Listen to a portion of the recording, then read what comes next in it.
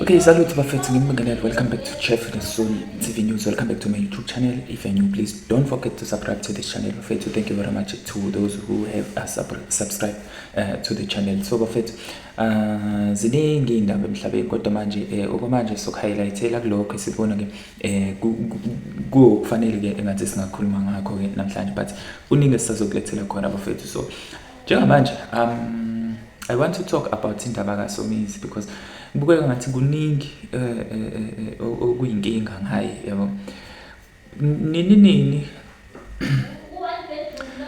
bekukhulunywa ngendaba yokuthi ke kumele kusupportwe uSweet Guluva, but then at the same time manje kwanenkinga ekuthenini uSomizi angathi ke wenza izinto nje ngendlela yakhe futhi akabukeke umuntu ke ofisa ukuthi ke enze ngendlela abantu abamcela ngayo. Okay fine, bamiyeka. Then manje akakapheli ngisho inyanga manje Somizi usezoba umuntu futhi ke useselenduza usedayisa ngama-sneaker, yabo. SesinoSompaya manje, the name of ama-sneaker kaSomizi, and this is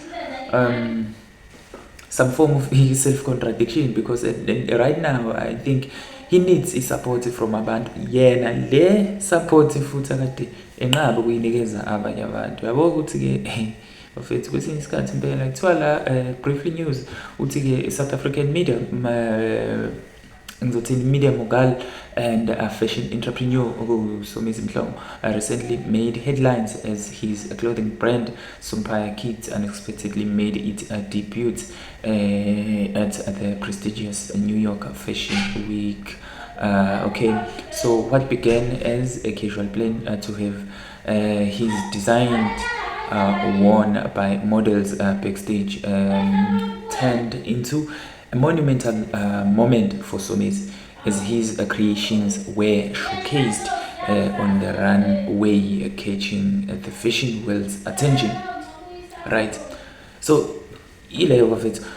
Abantu abaningi I can see lapha on Facebook they are busy sharing ukuthi okay fine, this guy is now promoting indaba ke yama-sneakers akhe, yabo. And I want to know kubantu ke beside ukuthi ke bona are they willing to assist uSomizi ukuthi ke aqhubeke ne-fashion yakhe. Okay, we know njalo futhi at the same time ukuthi uDJ Zinhle was one of the people abakwazi ukweseka umuntu wayedinga ukwesekwa, of which it was uSweet Guluva and also others, because it's not only about uSweet Guluva but other contestants as well, and nabanye nje bafethu other business people abasafufusa abadinga usizo ekuthenini ke promote ama-business abo because they don't have that much ukukhokhela ke ama-agencies or iy'nkampani ke ezingakwazi ukupromotha ke imisebenzi yabo. So ke kube kuhle ukuthi ke kube nama-celebrity yabo akwaziyo ukuthi ke asupporte labo bantu labo, yabo. Bakhona uSithixo, ama-clothing brands bafethu, bakhona obani, there are so many clothing brands esinawo thina la eNingizimu Afrika, of which awalontuzana awaziwa ngaleyo ndlela but aziwa local, not South Africa yonke, yabo. And I wish ukuthi ke kwenzeke njengoba kwenzeka nakuma-celebrity ukuthi ama-celebrity nabo laba ama-local brands bekwazi uku-engage nabantu abasuke be-high profile or ukuthi ke beba-promothele. I think lokho kungayinto right, but then ke ngimile embuzweni mina ngakasuke ukuthi are you guys willing to support uSomizi? Are you guys going to support uSomizi? Because it seemed ukuthi ke yena aka-give it them, akafuni futhi ukutshelwa ukuthi enzini, yabo. But then khona la kade ke waposta khona just a short video ekhuluma ngendaba yokuthi ke ama-followers akhe ehlile, ubesezofika kwi-million ama-followers akhe ehla. At the same time futhi ke ubekhuluma ngendaba yokuthi ke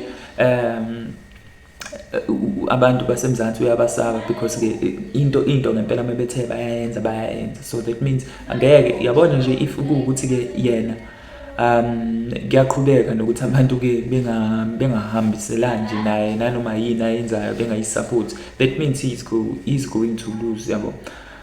Kwaba wrong uyishaya kwakhe esifubeni futhi ke I think leya ndlela i-apology akumele ngabe uyenze ngaleya ndlela.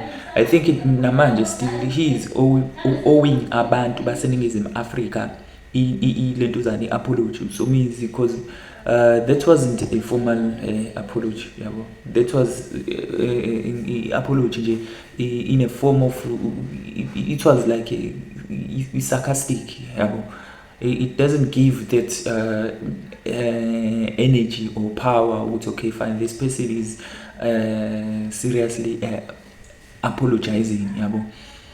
Bafethu, are you willing to support this guy? I'm not saying you akumele nimsupport, but then are you willing to support him engaka yenzi an official apology? Because I don't think useke waxolisa, but then again kuhle akwenzayo, ngeke ngaqamba manga, kuhle akwenzayo. This means kunabantu ke abaqashiwe, kunabantu abasazoqasheka, kunabantu abasazoba ama promoter, kunabantu abazokwazi ukubeka itafula isinko etafuleni ngale lento ayenzayo. But then again, on a serious note, if ever umuntu ngempela wazi ukuthi usazoba associated to ama brands athile, or else you still going to create your own brand, musa ukuzifaka enkingeni yokuthi ngaso sonke isikhathi ube naleya pride in as much as umngakanani, yabo. In as much as umngakanani, ngisho ngathiwa president, even yena president is there kwi-position akuyona because of abantu, yabo. So kukona konke nje abakwenzayo as ama-celebrity, kukona konke abakwenzayo as abantu ke kufanelekile ukuthi ke at the same time kube khona indlela abakwazi uku-engage ngayo ne-public. Anyway bafethu, thank you very much for tuning into this video. Don't forget to subscribe and also like the video. Do comment on the section down below. Thank you.